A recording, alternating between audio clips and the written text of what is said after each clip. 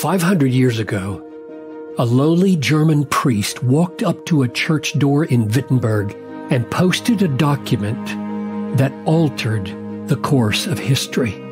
The kindling had been laid for decades, and Luther's little, almost accidental spark soon set all of Europe ablaze.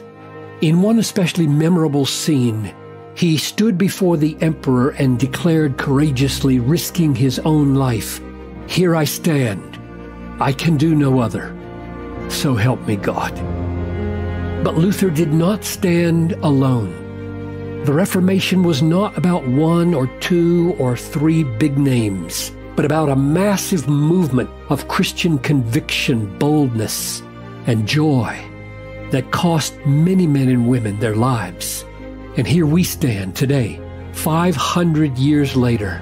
Luther wasn't alone then, and he's not alone now. We've created a series of 31 short biographies, one for every day in October. The podcast is produced by Desiring God in partnership with Bethlehem College and Seminary.